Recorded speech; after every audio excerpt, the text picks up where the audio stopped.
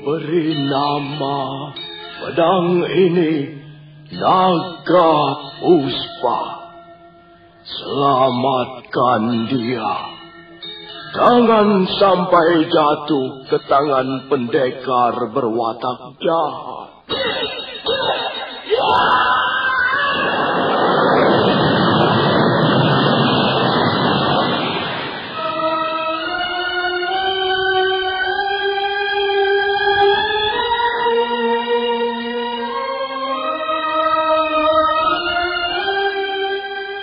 Tutur Tinula.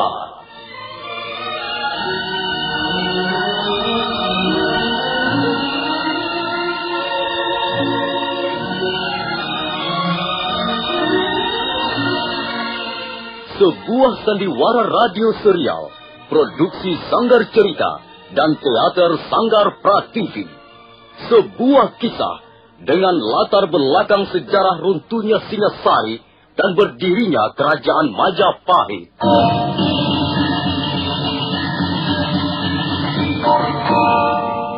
Sandiwara ini didukung oleh pemain-pemain radio yang sudah ternama.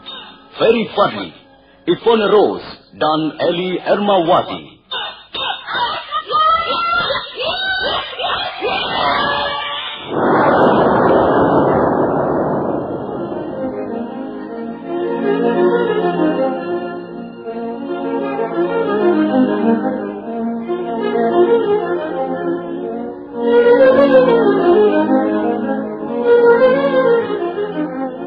Cerita ini ditulis dan diolah oleh S. Tijab, hiasan musik dan sutradara J.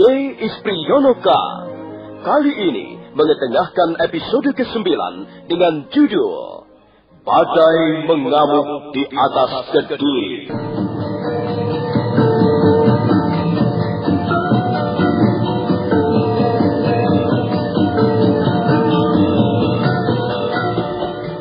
Dalam seri ke-257 ini didukung oleh para pemain Eddie Johan sebagai Ike Meze, Heri Stiono sebagai Dia Sanggrama Wijaya, Mas Sono sebagai Wira Raja, David sebagai Kausing, Benny Indrahadi sebagai Sipi, Nusri Nurdin sebagai Lembu Sora, Peter Pan sebagai Banyak Kapuk, Ivone Rose sebagai Sakawuni, Ferry Fadli sebagai Arya Kamandanu, dan Asdi Suhastra pembawa cerita. Selamat menikmati.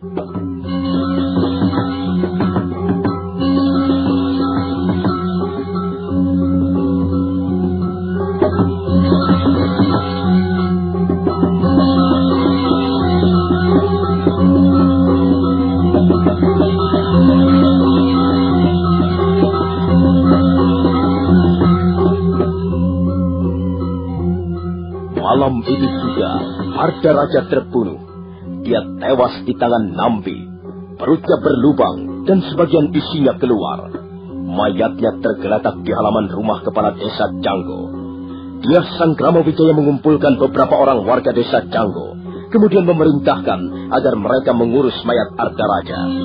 Setelah itu dia Sanggrama Wijaya mengajak Sang Ramapati dan Nambi kembali ke istana Kediri.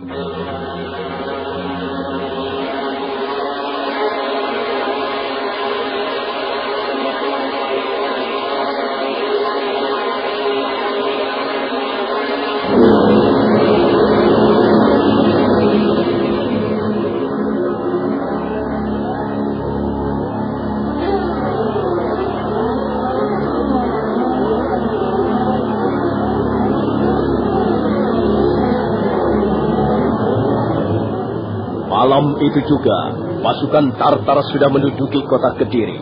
Sebagian di antara mereka mengadakan pembersihan di dalam kota, di bawah pimpinan Panglima Kausing dan Panglima Sipi. Kemudian pagi hari berikutnya, dengan dibantu warga kota, prajurit-prajurit Tartar dan prajurit-prajurit Majapahit merapikan alun-alun Kediri yang morat-marit bekas peperangan. Sebagian menggotong mayat ke tepi alun-alun, mengumpulkannya menjadi satu. Sebagian yang lain memunguti patahan-patahan senjata tajam, dan sebagian yang lain membersihkan ceceran-ceceran darah. Maka demikianlah, riwayat pemerintahan Sang Prabu Jayakatwang sudah tamat. Secara resmi, tepat pada tanggal 20 bulan Caitra tahun 1293, Kediri runtuh. Sang Prabu Jayakatwang hanya memerintah selama 8 bulan 21 hari. Semenjak beliau berhasil memenangkan pertempuran sewaktu menyerbu kota Singasari setahun yang lalu.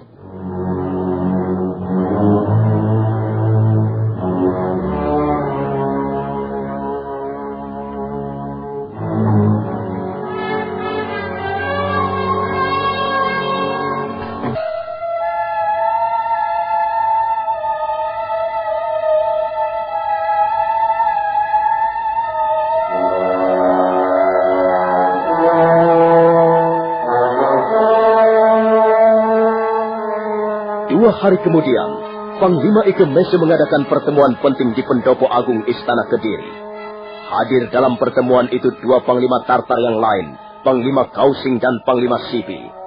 Panglima Ike Mese mengajak Tias Sanggrama Wijaya berikut andahannya, membicarakan hal-hal sehubungan dengan kemenangan mereka atas penyerbuan ke kota Kediri. Nah, Tuan Sanggrama Wijaya, sekarang kami ingin membicarakan tentang janji Tuan kepada kami beberapa waktu yang lalu, yang telah Tuan utarakan di dalam sebuah surat. Tuan telah berjanji, setelah kami berhasil membantu Tuan menyelesaikan perselisihan Tuan dengan Jayakatwang, maka Tuan akan membuat pernyataan menyerah kepada bala tentara Tartar. Nah, sekarang kami menagih janji itu, Tuan Sanggrama Wijaya. Tentu saja saya akan menepati janji saya, Tuan Panglima Ike Mese. Tapi sekarang ini saya belum mendapat kesempatan yang baik untuk menulis surat pernyataan takluk ataupun menyerah. Oh, benar Tuan Panglima. Tuan-tuan juga perlu terburu-buru. Marilah, lebih dulu kita nikmati kemenangan yang gemilang ini. Kita semua telah bekerja keras, bekerja sama dengan baik untuk memenangkan pertempuran melawan prajurit-prajurit Kediri. Banyak korban juga di antara kita yang telah jatuh. Sekalipun akhirnya kita memenangkan pertempuran itu. Karena itu sebaiknya kita lupakan dulu soal-soal yang saya kira tidak begitu mendasar. Nanti dulu, Tuan Arya Wiraraja.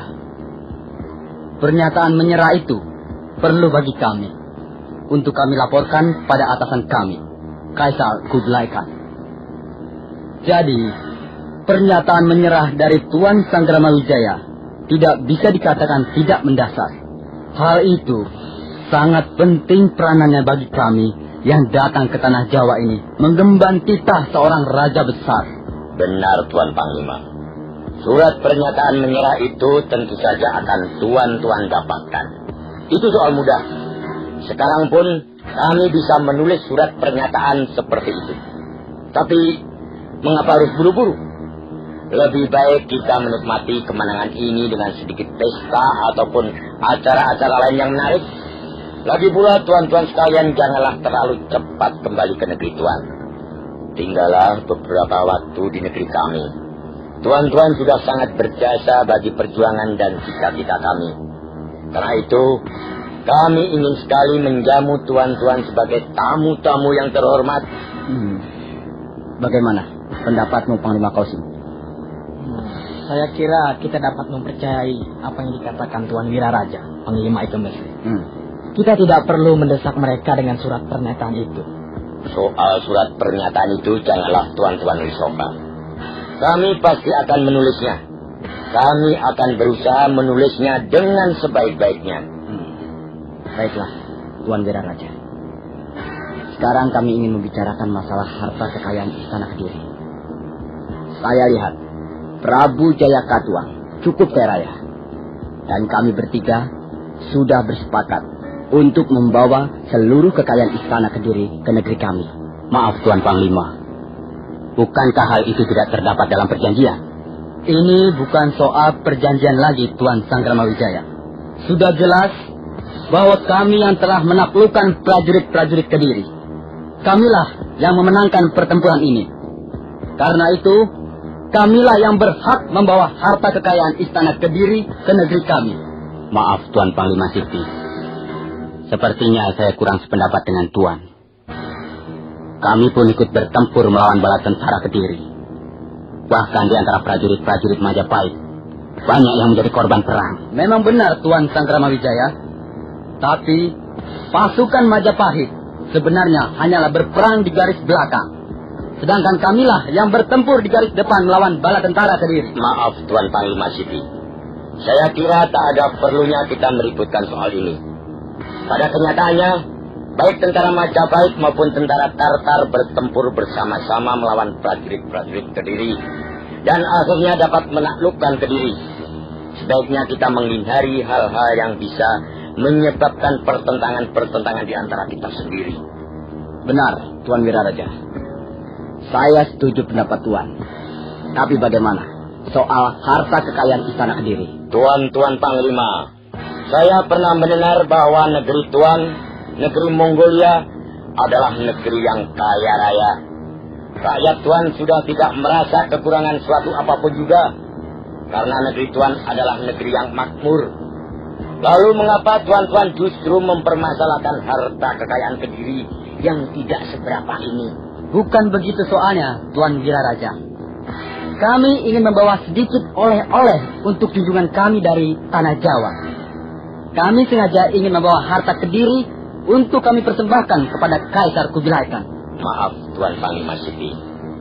Sebenarnya kami pun sangat membutuhkan harta kekayaan Istana Kediri untuk melanjutkan pembangunan di Pedukuhan Majapahit. Jadi sebenarnya kami lebih berkepentingan terhadap harta benda tersebut dibanding tuan-tuan sekalian. Saya kira tuan-tuan bisa memahami apa yang kami maksudkan. Baiklah, Tuan Wiraraja. Kalau begitu, kami tidak perlu membawa seluruh harta kekayaan Istana Kediri. Kami hanya akan membawa 2/3 bagian saja. Sedangkan yang 1/3 kami akan serahkan pada Tuan Sanggrama Wijaya untuk membangun Pedukuhan Majapahit. Apakah usul saya ini bisa diterima? Kalau memang hal itu sudah menjadi keputusan Tuan Panglima, kami akan dengan senang hati menerima. Bukankah demikian, Gusti? Benar, Tuan Wiraraja. Saya kira 1/3 bagian sudah cukup untuk melanjutkan pembangunan Pedukuhan Majapahit. Jika nanti masih ada kekurangan di sana-sini, kita bisa mencarinya dengan cara yang lain. Nah, saya kira pembicaraan kita hari ini cukup sampai di sini. Sekarang, marilah kita ikuti anjuran Tuan Wiraraja. Marilah kita merayakan pesta kemenangan ini dengan semeriah-meriahnya. Dan selanjutnya, kami menunggu surat pernyataan dari Tuan Sanggrama Wijaya.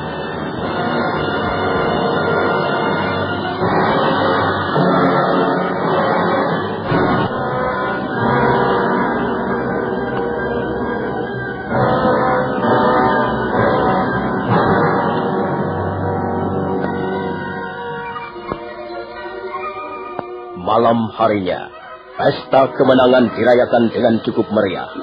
Di Balai Pendopo Agung Istana Kediri nampak hiruk-pikuk oleh suasana orang yang sedang berpesta pora.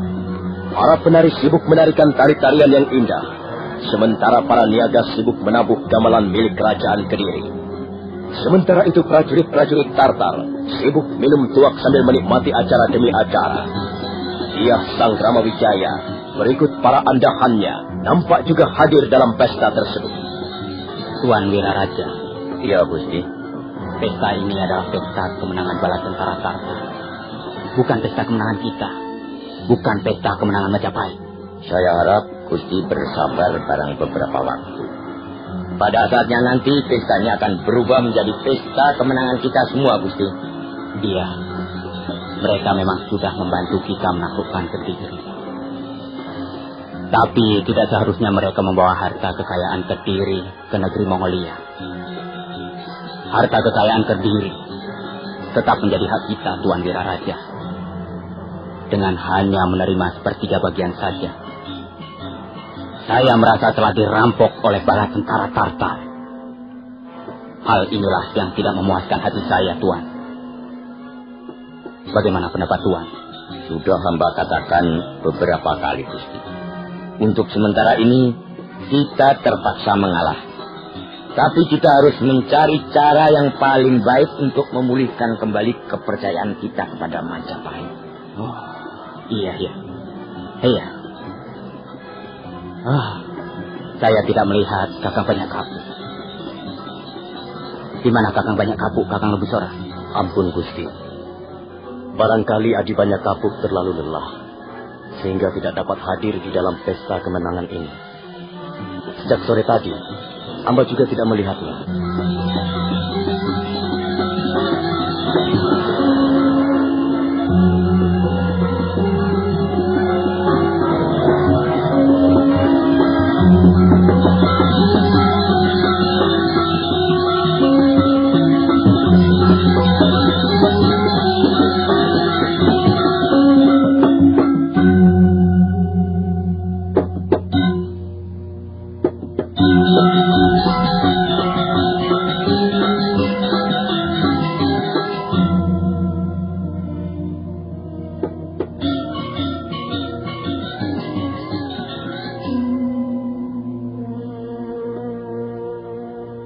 Sakawuni, kau tidak usah mencemaskan aku. Aku tidak apa-apa. Kelihatannya ayah kurang sehat. Aku hanya terlalu lelah. Aku hanya memerlukan istirahat barang beberapa hari untuk memulihkan tenagaku. Pertempuran kali ini benar-benar sangat melelahkan. Atau barangkali sekarang ini ayahmu sudah semakin tua. Ayah belum terlalu tua. Ayah masih nampak perkasa di medan peperangan. Siapa lagi yang harus memuji-muji diriku kalau bukan anak gadisku sendiri? Ayah memang belum terlalu tua. Masih jauh lebih tua dibandingkan Tuan Wiraraja. Wuni, mengapa kau tidak datang ke pesta Balai Pendopo Agung? Pergilah ke sana. Banyak acara menarik yang bisa kau lihat. Saya mau pergi kalau bersama ayah. Pergi saja bersama Arya Kamandanu. Mengapa harus bersama ayah? Kalau ayah tidak mau pergi, saya juga tidak mau. Saya akan menemani ayah di sini saja.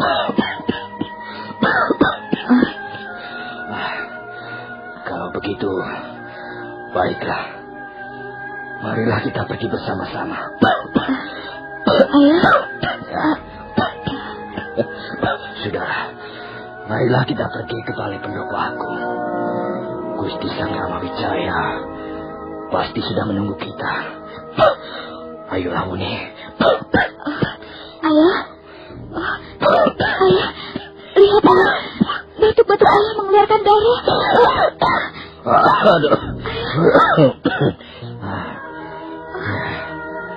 Memang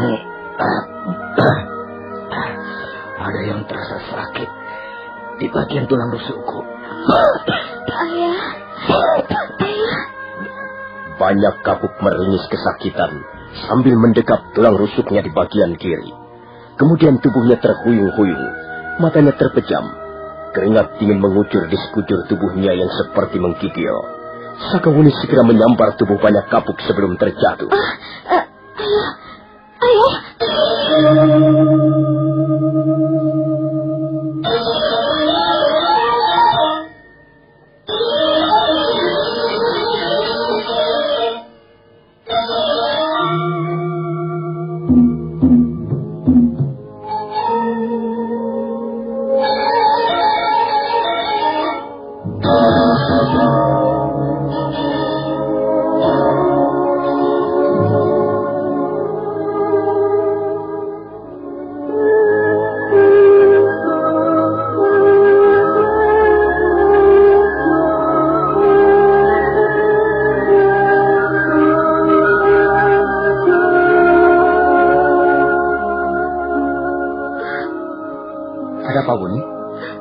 Ada apa dengan ayahmu? Entahlah, Kamandanu. Tiba-tiba ayah merasa kesakitan. Dia terbajak-bajak dan mengeluarkan darah kehitam-hitaman. Lihatlah, Kamandanu. Ayah masih juga belum sadarkan diri. Kukira ada hal-hal yang kurang beres pada diri ayahmu, Sakawuni. Coba, marilah kita periksa. Arya Kamandanu segera membuka pakaian Banyak Kapuk. Sakawuni membawa pelita minyak jarak mendekat untuk menerangi Arya Kamandanu yang sedang memeriksa keadaan tubuh ayahnya. Ketika Arya Kamandanu membalikkan tubuh Banyak Kapuk ke arah kanan, pada saat itulah matanya menatap sebuah luka memar di bagian rusuk kiri. Luka itu kebiru-biruan warnanya. Tidak salah lagi, Buni. Ayahmu kena pukulan Aji Tapak Wisa.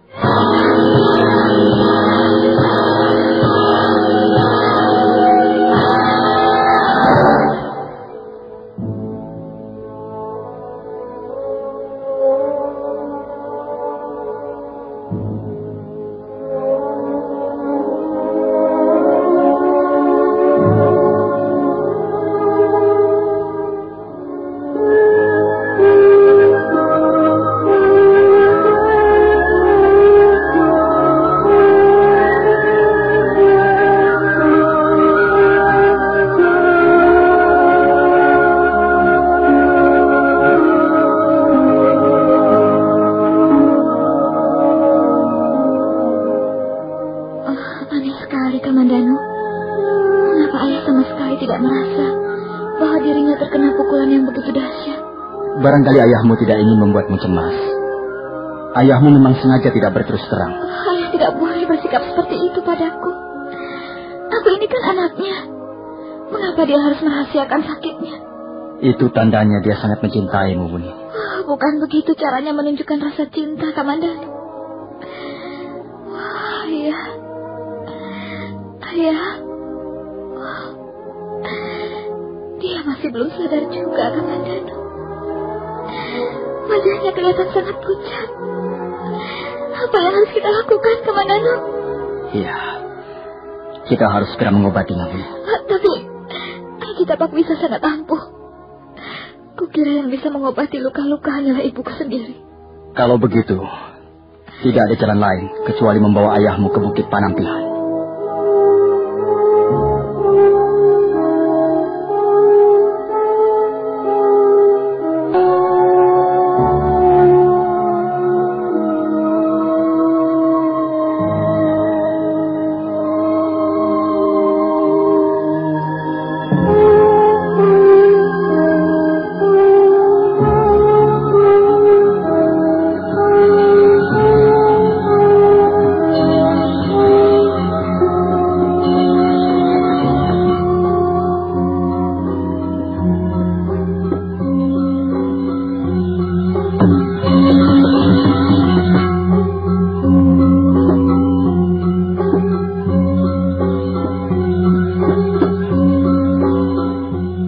Kamandanu mengusulkan agar banyak kabuk segera dibawa ke Bukit Panampihan untuk minta pengobatan pada Dewi Tunjung Biru.